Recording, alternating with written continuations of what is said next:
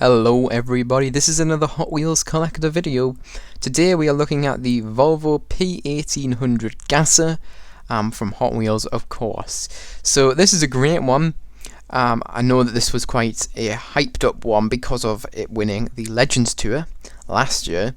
Very, very cool one, and it's from this country here, the UK, which is awesome to see.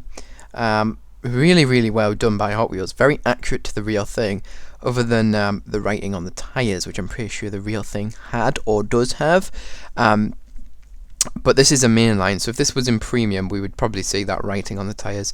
I know that gases are one of the most popular things right now in terms of Hot Wheels cars, and I don't blame people, especially in America. I feel like they're the most popular. Anyways, let's take a look at the actual car itself. So first of all, this is the side of the car. As you can see, we have that chrome trim, which is really prevalent along the car. I'll zoom in a bit so you can see it in more detail. That is pretty much factory standard, but what isn't is these quad exhausts which come out this fender, which is really, really nice, accurate to the real life Gasser. We also have the Hot Wheels logo on the rear fender in white, as well as the Hot Wheels, obviously the winner logo, and that's because it won Legends Tour last year.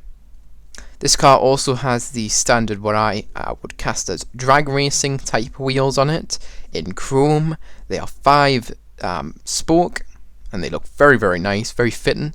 What's also worth mentioning is, you can see under there, all the shocks and suspension system which go to the wheel. That's quite a nice detail done in chrome there. Hopefully you can see that on camera.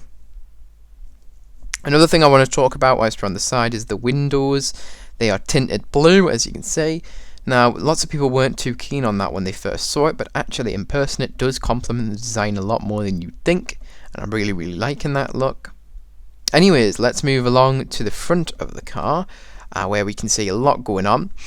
First of all, we have a huge winch system on the front, or that's what it appears to be. I'm not entirely sure if that's what it is, but it appears to be that. Really, really cool. We have this large grille which is done in chrome. Obviously, this is a sandwich car, which I like to talk about, so pretty much it means there's 3 layers to this car.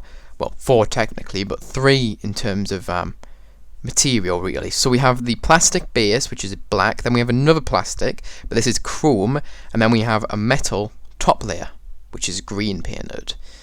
There's lots of niceness going on here. You can see the entire underbody of the car there, which is black plastic. There's a little bit of tampo work here, so we have the front headlights which have been done. They're not very detailed, they're just kind of grey or silver circles there, but it's nice to have them at least. We have that huge blower as well there, or a bug catcher if you will, sticking out the hood. There is absolutely pretty much no hood there. It's completely exposed engine bay. It's quite nicely detailed, as you can see there. Alright, and that's pretty much the front of this car, not much more going on.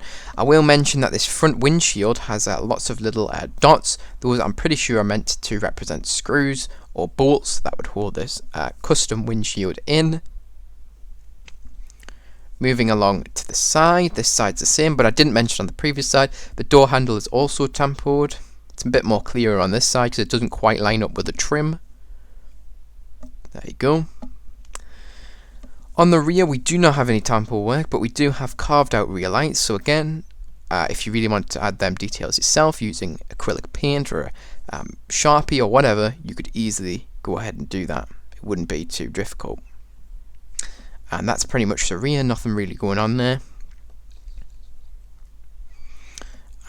There's a bit of a roll cage going on inside, not a whole lot though.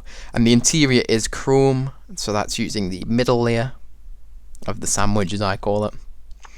And yeah, not a whole lot to talk about on this one, although it's really, really nice. It's in that almost British green, you know, that green that you'd kind of associate with England. It's on lots of Bentleys and stuff. But anyways, yeah, that's this car. So what do I think of it? I think it's a really, really cool addition.